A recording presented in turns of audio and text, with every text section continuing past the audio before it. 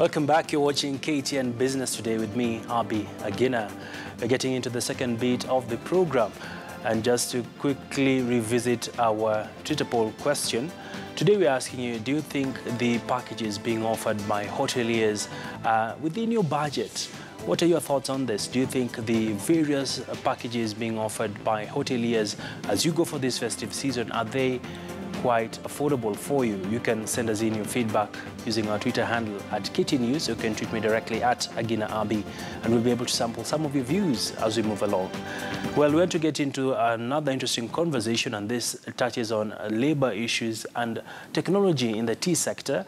And I'm now joined by Apollo Kiari, who is joining us live from our city center studios, just to expound on some of the key issues that continue to define the tea sector.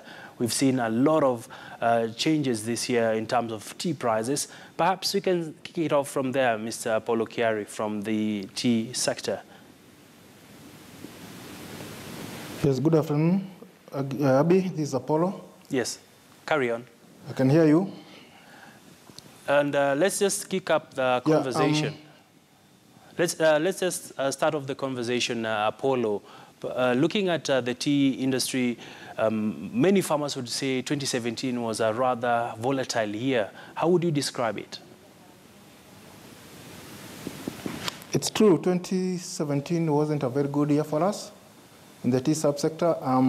It started off with a drought in the rest quarter of the year of 2016, from the month of October, November, December, and January. Mm-hmm. So our production definitely will be down this year. In the year 2016, we did about 478 million kilos of tea. Mm-hmm. This year, we're going to go down by about 15%. So that's one big setback into the industry. Yeah. The other thing is the labor issues that we've had, especially from the plantation subsector, mm-hmm. where we had 3 weeks of non-production. Workers have gone on strike, demanding implementation of certain court awards that had been granted in 2016. Yes. And that also affected seriously our production in terms of output. Mm-hmm. And also, you know, it was also a political year and a lot of economic standstill, not much expenditure, not much investment was going on. So those three elements put our industry in a very shaky situation. Mm-hmm. And when we close the year end of this December, mm-hmm. and we do our statistics early next year, definitely we'll see a very big drop in our production, and the revenues and the incomes that our farmers have gained there.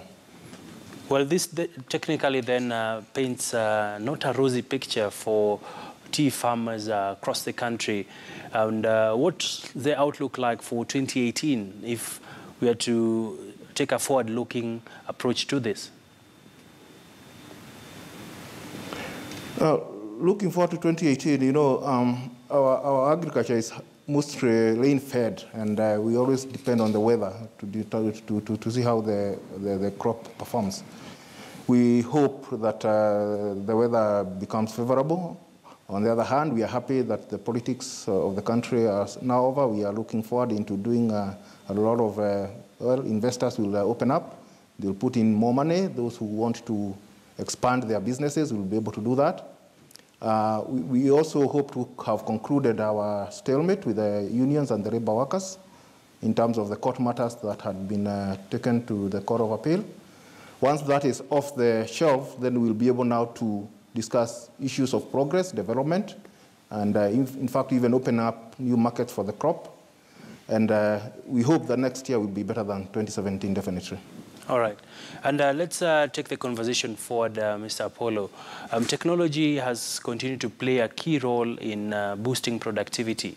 And how would you assess the role technology continues to play in the tea sector? Has it had a pivotal role in improving productivity?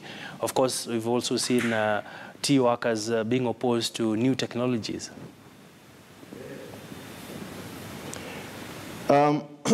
Technology is something that we cannot run away from. It will come at one time. Inevitably, it will get into our country. As we speak, tea and mechanization and modernization is not something new. Mechanization has been there since tea was invested, both at the factory level and also in the plantation, in the garden level. You realize that when an investor is pushed to the wall by cost of production, yes, he has to become very, very efficient. And one of the things that they may be forced to do is to go for technology, make the factory operations smooth, faster, less wastage, And then you may even decide to go to mechanical tea harvesting, which is not a new phenomenon in the country. It's been there for the last almost 20, 30 years. So what may happen is that if we continue pushing for the cost of production of the crop to go high every other time, then even as much as we need these workers, as much as tea production is labor intensive, as much as we care for the workers, then at one time the investor will have to say, hold on a minute, do I need to continue doing business the usual way I do it, or do I need to invest in technology to improve my efficiency and to improve my profitability and to make the tea affordable in the shelf? Otherwise, people will stop taking tea when its cost goes up because of cost of production that keeps shooting up every day. So one thing I need to tell, to state here is that no one has ever lost a job in the plantation subsector of the tea production because of technology. Sure. Actually, what we do is that we do normal attrition, and then you may decide to replace with machines. But we don't declare people redundant. We don't send people away because of technology. All right. Very, very pertinent issues you've raised. And one of the key issues that has faced the tea sector is diversification. We've seen new varieties coming into the market, for instance, the purple tea. How critical has this been in expanding revenues for Kenya as a country, now that we're trying to break away from the traditional varieties we used to export? That's very true. We realize that most of our teas has always been taken out of the country in bulk. Once you process the tea from the field to the factory, you process, pack it, and out it goes to the buyers. Then they go and they do their branding and they do their branding, and then they sell it out. We have realized that value addition and diversification is the key to increasing farmer earnings, net earnings at the end of the day. The new varieties that you're talking about are very good varieties. They have a lot of demand, and they have a lot of beneficial properties that benefit the body once you take those kind of teas. The orthodox, the oolong tea, the white tea, the purple tea, all these are teas that we are encouraging our farmers, and especially to do cottage kind of tea processing.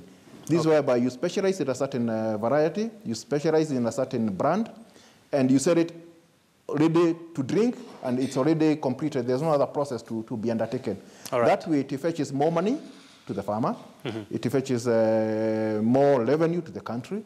And that's the way to go, Abi, because the traditional way of doing tea may not be sustainable in the next 20, 30 years.